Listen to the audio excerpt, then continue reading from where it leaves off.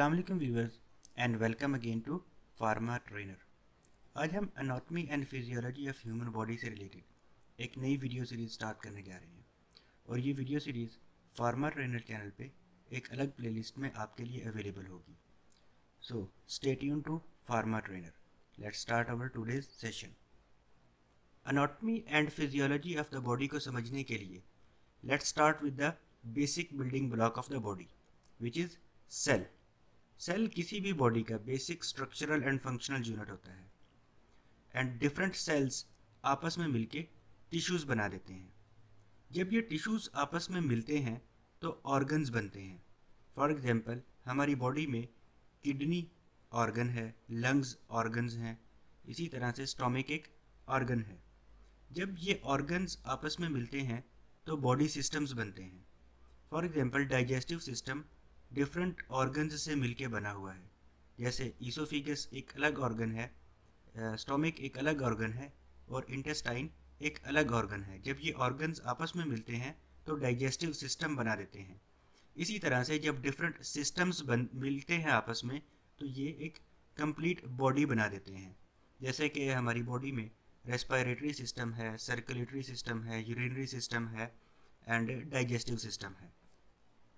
So we can say that cell is the basic structural and functional unit of life. Means के sales न सिर्फ हमारी body को एक स्ट्रक्चर प्रोवाइड करते हैं बल्कि हमारी बॉडी के फंक्शंस परफॉर्म करने के रिस्पॉन्सिबल भी सेल्स ही हैं। और जब डिफरेंट ग्रुप्स ऑफ सेल्स आपस में मिलते हैं तो ये टिश्यू कहलाते हैं और जब ग्रुप्स ऑफ टिश्यूज़ आपस में मिलते हैं तो ऑर्गन्स कहलाते हैं एंड डिफरेंट ऑर्गन्स से मिलके एक बॉडी सिस्टम बनता है and different body systems finally आपस में मिलके एक कंप्लीट बॉडी बना देते हैं। आइए देखते हैं कि एक एनिमल सेल कैसा होता है और इसके क्या कंपोनेंट्स होते हैं। So the components of animal cell में first of all cell membrane, then vacuole and then rough and smooth endoplasmic reticulum आ जाता है। उसके बाद Golgi bodies, then nucleus, then cytoplasm, then lysosomes, and then ribosomes, then centrosomes, and finally mitochondria. Components of animal cells को हमने देखा। Let's see what are the functions of these components. So first of all है cell membrane. Cell membrane cell को basically protect करती है और cell को boundary provide करती है। देन सेकेंड हमारे पास है vacuole.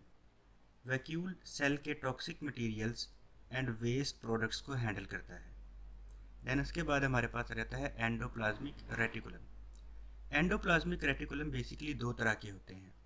The first is rough endoplasmic reticulum and second is smooth endoplasmic reticulum. जो रफ एंडोप्लाज्मिक रेटिकुलम है इसकी लेयर्स में राइबोसोम्स मौजूद होते हैं।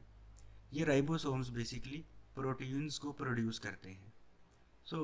जो रफ एंडोप्लाज्मिक रेटिकुलम्स हैं ये प्रोटीन की प्रोडक्शन के साथ साथ प्रोटीन्स को स्टोर भी करते हैं। जबकि जो स्मूथ एंडोप्लाज्मिक रेटिकुलम है इनमें राइबोसोम्स मौजूद नहीं होते और ये सिर्फ प्रोटीन की स्टोरेज का काम करते हैं। एंडोप्लाज्मिक रेटिकुलम के बाद गोल्जी बॉडीज़ आ जाता है। गोल्जी बॉडीज़ प्रोटीन की पैकिंग करती हैं और प्रोटीन की ट्रांसपोर्टेशन की रिस्पॉन्सिबल भी गोल्जी बॉडीज़ ही होती हैं। देन उसके बाद हमारे पास आ जाता है न्यूक्लियस। न्यूक्लियस बेसिकली सेल के तमाम फंक्शंस को कंट्रोल करता है और ये सेल का कंट्रोल यूनिट भी कहलाता है। साइटोप्लाज्म एक जेली लाइक फ्लूइड होता है और cytoplasm basically components of cells को होल्ड करता है and cytoplasm components of cells को आपस में डैमेज होने से भी बचाता है। देन हमारे पास है लाइसोसोम्स। लाइसोसोम्स बेसिकली वो एंजाइम्स प्रोड्यूस करते हैं जो सेल में डाइजेशन के लिए यूज़ होते हैं। देन उसके बाद है centrosome. Centrosome microtubule organising centre भी कहलाता है जो सेल को स्ट्रक्चर प्रोवाइड करता है। Then finally mitochondria. Mitochondria cell के लिए केमिकल एनर्जी प्रोड्यूस करता है।